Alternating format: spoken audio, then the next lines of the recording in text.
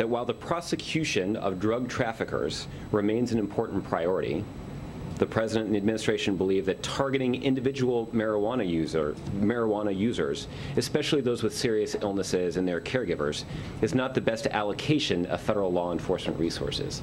If you're an adult who enjoys a good beer, there's a similar product you might want to know about. One without all the calories and serious health problems. Less toxic so it doesn't cause hangovers or overdose deaths, and it's not linked to violence or reckless behavior. Marijuana, less harmful than alcohol, and time to treat it that way.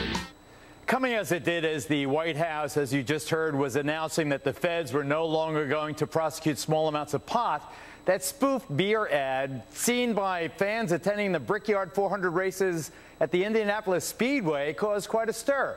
Mason Tveart's Marijuana Policy Project made the ad that aired at NASCAR. Mason joins us tonight from Colorado. Well, in Gainesville, Florida, we're joined by Dr. Scott Teitelbaum, spokesperson for the Drug-Free America Foundation.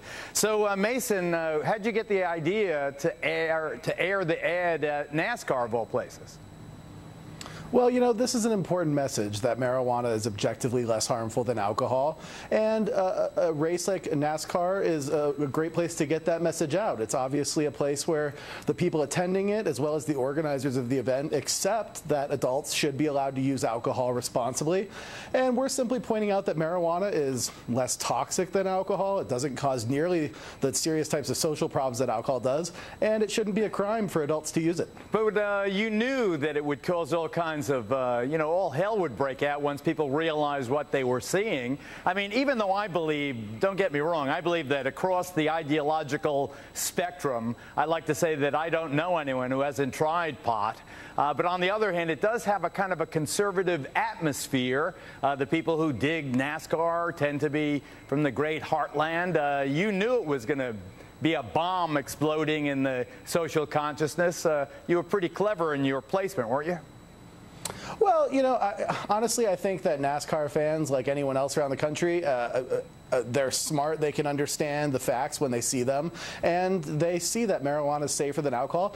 We saw a lot of interviews with fans asking them what they thought about the ad, and they said, of course we agree. And you know what? 53% of Americans now think that marijuana should be legal, and so it should be considered a little weirder or crazier if someone thinks we should still be criminalizing adults for using marijuana. I bet Dr. Scott Teitelbaum thinks that, about criminalization and the continuing efforts by law enforcement to crack down on pot. Do you view the ad with dismay, Dr. Teitelbaum? Do you feel that you're losing this battle? Well, first of all, let me correct what you said there. I'm a professor of psychiatry and pediatrics at the University of Florida, and I'm a medical director of a treatment center, University of Florida, Florida Recovery Center. So when I look at this issue, you know, some of the ad was actually disingenuous and it's not accurate.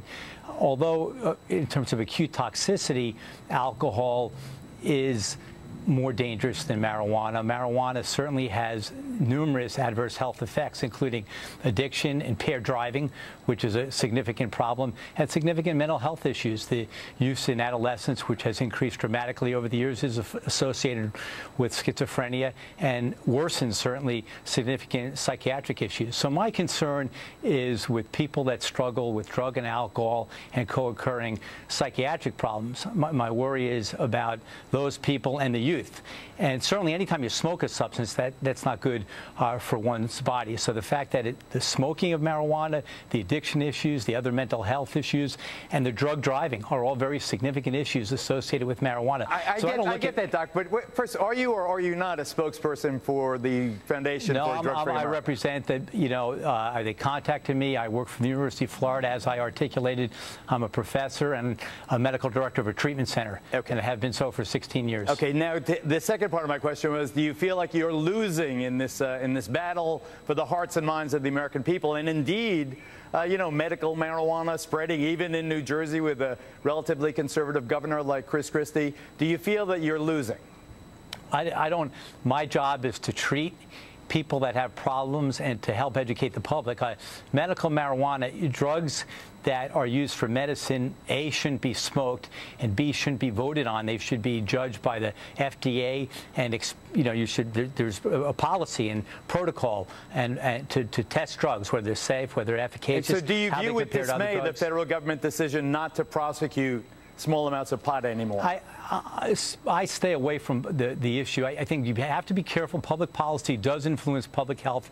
My concern is public health, and we have a significant public health problem in this country with addiction, and we have a dramatic increase in the amount of youth smoking marijuana at a much younger age. Keep in mind, in 1962, only 2% of the population used any illicit substance. Now you look at 8th graders, you're up around 15% have smoked pot. Okay, Mason, what about that? I'm going to give Mason Tvert the final word. What about the doctor's health concerns, Mason?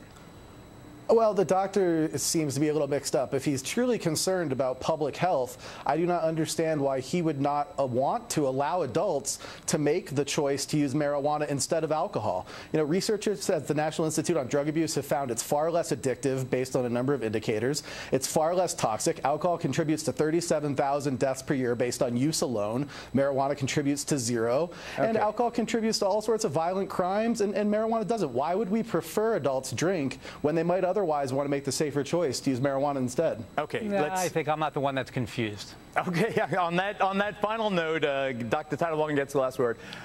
Thank you very much, gentlemen. I appreciate it. And I still believe that it's like gay marriage. The ship has sailed in terms of marijuana legalization. You know, like it or not, I think history will point to this particular period in history as the time it shifted. Up next.